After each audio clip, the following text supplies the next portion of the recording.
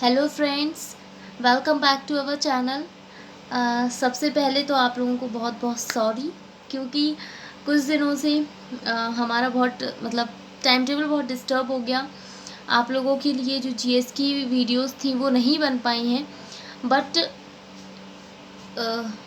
कोई बात नहीं, ऐसा होता रहता है। लेकिन आप लोग टेंशन मत लीजिएगा।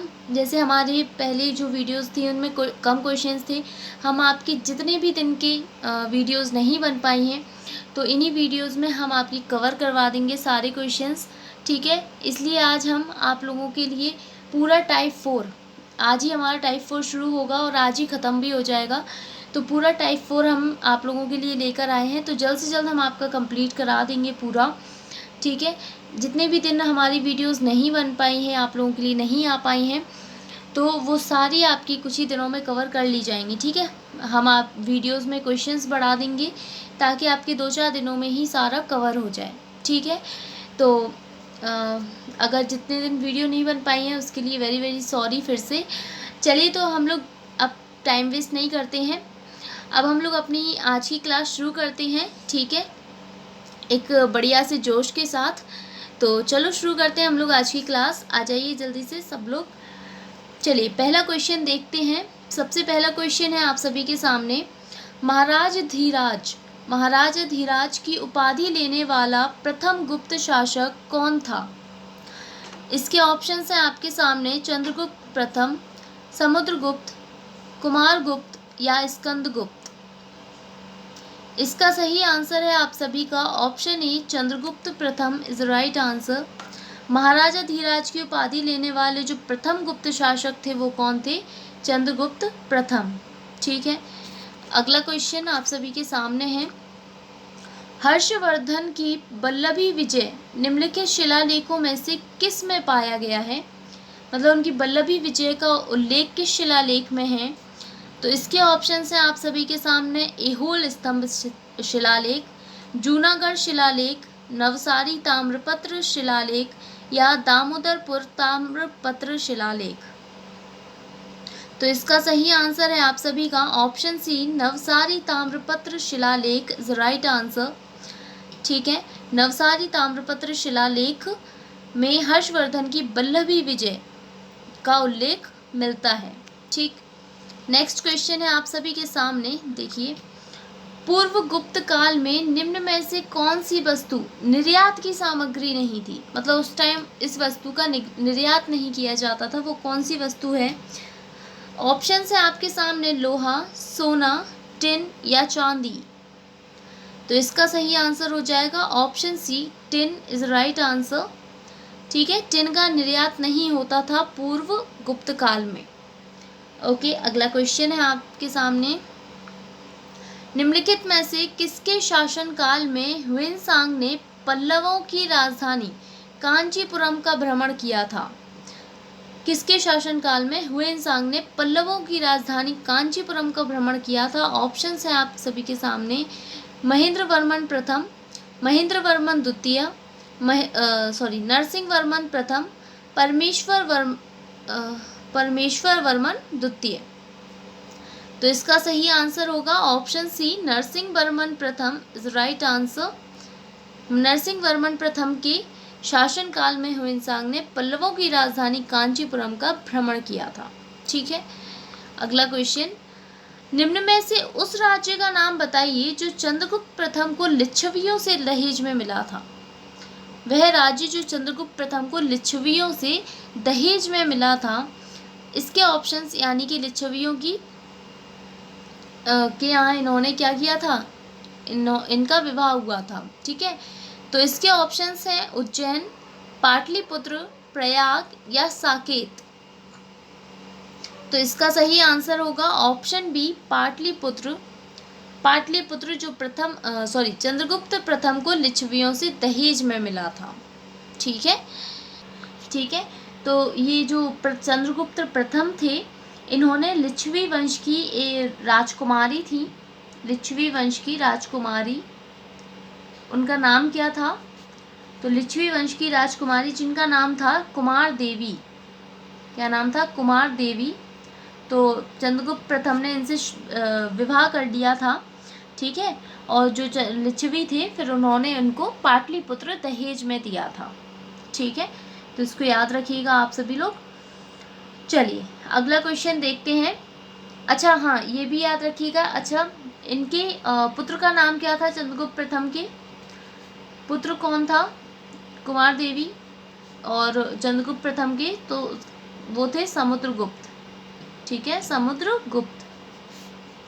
ओके, चलिए नेक्स्ट क्वेश्चन देखते हैं। अगला क्वेश्चन है आप सबके सामने। गुप्त काल के दौरान सोने के सिक्कों को निम्न नाम से पुकारा जाता था। तो सोने के सिक्कों को किस नाम से पुकारा जाता था उस टाइम पर गुप्त काल में?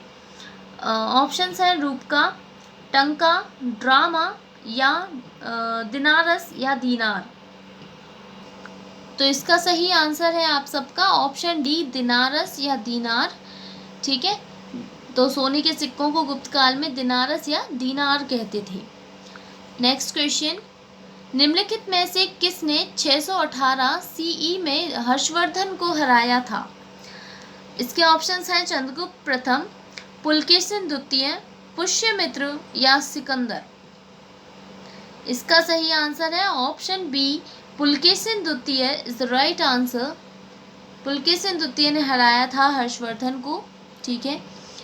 नेक्स्ट क्वेश्चन, गुप्त शासकों ने डैश मतलब कौन नामक एक कर लगाया था जो हल कर था, ठीक है, मतलब हल पर कर लगाया जाता था। इसे प्रत्येक उस खेतीहर से लिया जाता था जो एक हल रखता था, मतलब हर उस व्यक्ति से लिया जाता था जो खेती करता था, मतलब उससे लिया जाता था जो एक हल रखता था, मतलब एक हल रखने पर उसको कर देना होता था, ठीक है। तो वो कौन सा कर था? ऑप्शंस है इसकी हिरण्य कर, शुल्क, हलवा कर या कर।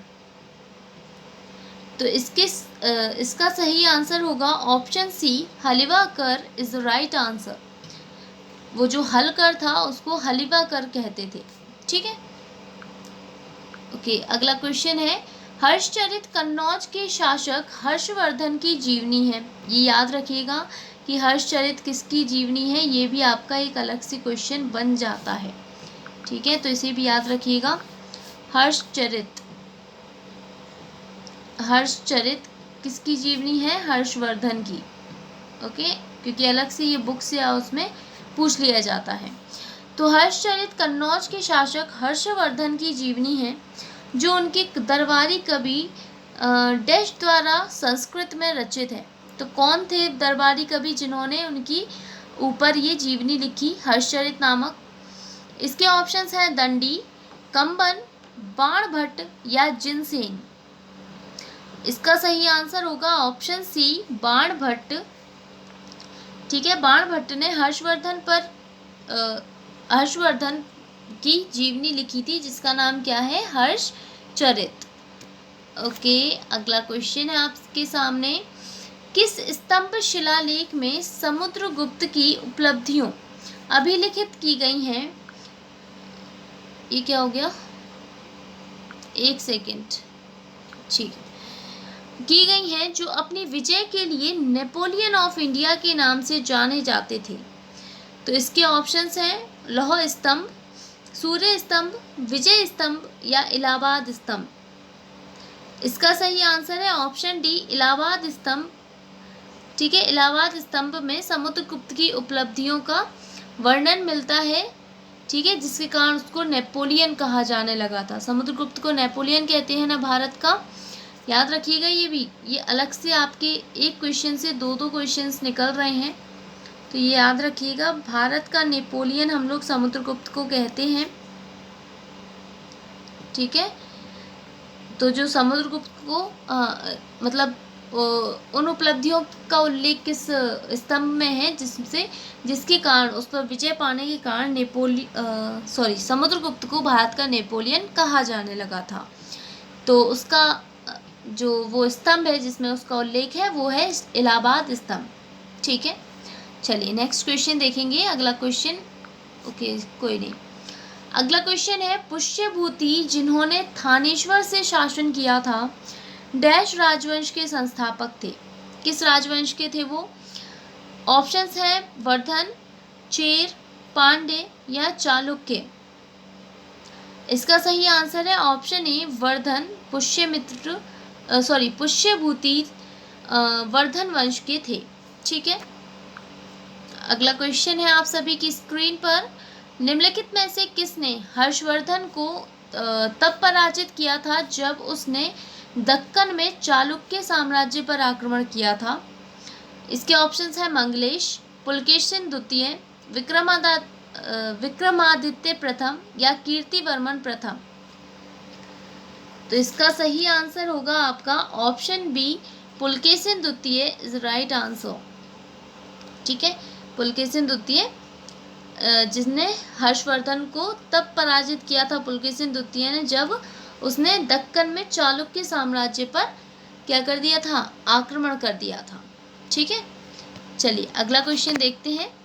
अगला क्वेश्चन है निम्नलिखित में से कौन एक प्राचीन भारतीय गणितज्ञ और खगोलविद थे?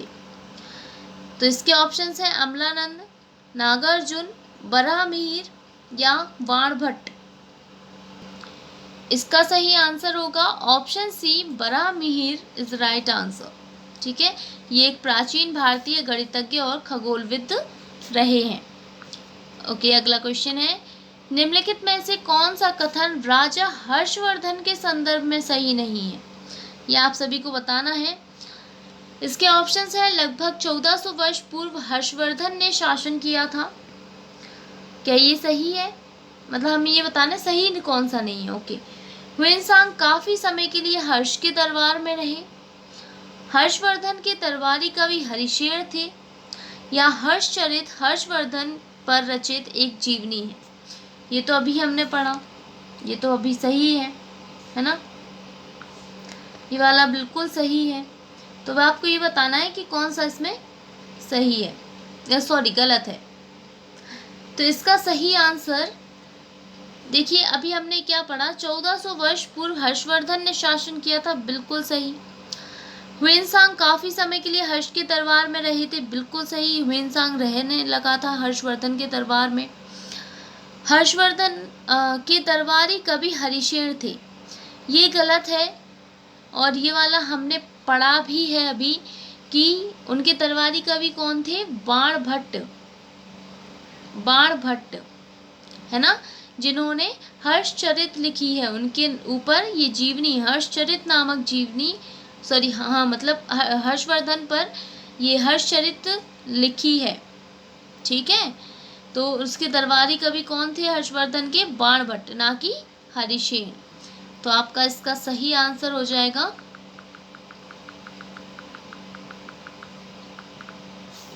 ऑप्शन सी, हर्षवर्धन के दरबारी कवि हरिशेन थे। ठीक है, चलिए नेक्स्ट क्वेश्चन देखते हैं। किस मौर्य शासक को यूनानियों द्वारा अमित्रघात कहा जाता था? अमित्रघात, ऑप्शंस है इसके समुद्रगुप्त, चंद्रगुप्त प्रथम, बिंदुसार या कनिष्क। तो इसका सही आंसर है ऑप्शन सी, बिंदुसार। मौर्य शासकों बिंदुसार को यूनानियों द्वारा क्या कहा जाता था, अमित्रघात कहा जाता था। ठीक है, ये मौर्य शासक के मौर्य वंश के हैं, याद रखिएगा। ठीक है, क्योंकि कभी कभी ये होता है ना कि नाम दे देते हैं और फिर वंशों के नाम पूछे जाते हैं, तो इसलिए अच्छे से आप लोग याद रखा कीजिए कि कौन सा राजा किस राजवंश के थे। ठीक है, अच्छा अगला क्वेश्चन, निम्नलिखित में से किस शासक को सिक्कों पर उसे वीणा वादन करते हुए दिखाया गया है? इसके ऑप्शंस हैं विक्रम गुप्त, रामगुप्त, स्कंदगुप्त या समुद्रगुप्त। तो ये तो आप लोगों को पता ही होगा। इसका सही आंसर है ऑप्शन डी, समुद्रगुप्त। समुद्रगुप्त वीणा वादक थे, है ना, और उनके सिक्कों पर उनकी तस्वीर बनाई गई थी वीणा बजाते हुए। ठीक है, चलिए अगला क्वेश्चन है, गुप्त वंश के सम्राट समुद्रगुप्त के बारे में निम्नलिखित में से कौन सा कथन सही नहीं है? तो आपको बताना है कि इसमें से कौन सा कथन सही नहीं है समुद्रगुप्त के बारे में। सबसे पहला है वह चंद्रगुप्त प्रथम के उत्तराधिकारी थे, उनके दरबारी कवि भीमसेन ने उनके लिए प्रशंसा प्रशस्ति की रचना की, जिसे ग्वालियर प्रशस्ति के नाम से भी जाना जाता है। उनके सोने के सिक्कों पर उन्हें वीणा बजाते हुए चित्रित किया था, जो संगीत के प्रति उनके जुनून को दर्शाता है। उन्होंने महाराजा धीराज की उपाधि धारण की थी। तो इसके आपको बताना है। सबसे पहले तो चंद्रगुप्त प्रथम के उत्तराधिकारी थे, बिल्कुल सही हो जाएगा आपका। ठीक है, इसमें हमें गलत बताना है। उनके दरबारी कवि भीमसेन ने उनके लिए प्रशंसा प्रशस्ति की रचना की, जिसे ग्वालियर प्रशस्ति के नाम से जाना जाता है। ये आपका हो जाएगा बिल्कुल गलत। ठीक है, भीमसेन ने उनके लिए प्रशंसा प्रशस्ति की रचना की, जिसे ग्वालियर प्रशस्ति के नाम से जाना जाता है। ये वाला हो जाएगा आपका बिल्कुल गलत। ठीक है, उनके सोने के सिक्कों पर उन्हें वीणा बजाते हुए चित्रित किया गया था। यह भी हमने पिछले क्वेश्चन में पढ़ा। उन्होंने महाराज धीराज की उपाधि धारण की थी, बिल्कुल सही है। तो इसका सही आंसर ओके 2 पर लग गया। तो इसका सही आंसर तो है आपका ऑप्शन बी, यानी कि इसके ऑप्शंस आपके अब हैं केवल कथन बी, केवल कथन सी, केवल कथन ए या केवल कथन डी। तो इसका सही आंसर हो जाएगा ऑप्शन ए, केवल कथन बी। ठीक है, केवल कथन B is the right answer. चलिए अगला क्वेश्चन, गुप्त वंश के किस शासक ने पश्चिमी भारत पर आक्रमण कर शक वंश के अंतिम राजा को पराजित किया था? इसके ऑप्शंस है कुमारगुप्त, चंद्रगुप्त प्रथम, समुद्रगुप्त या चंद्रगुप्त द्वितीय। तो इसका सही आंसर है ऑप्शन ए, चंद्रगुप्त प्रथम ने शक वंश के अंतिम राजा को पराजित कर दिया था। ठीक है, ठीक है। अच्छा, ये जो अंतिम राजा कौन थे भाई शक वंश के? याद रखिएगा, रुद्रदेव तृतीय। ठीक है, ये कौन थे? शक वंश के अंतिम शासक थे, अंतिम राजा थे। ठीक है, उसके बाद इनको पराजित कर दिया इन्होंने, इनको आक्रमण करके मतलब इनको पराजित कर दिया और फिर किसकी? गुप्त वंश की स्थापना हुई। ठीक है, शुरुआत हुई।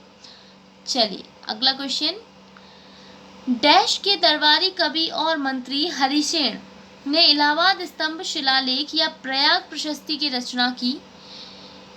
तो किसके दरबारी कवि थे ये हरिसेन? ऑप्शंस है समुद्रगुप्त, भोलागुप्त, विक्रमगुप्त या चंद्रगुप्त।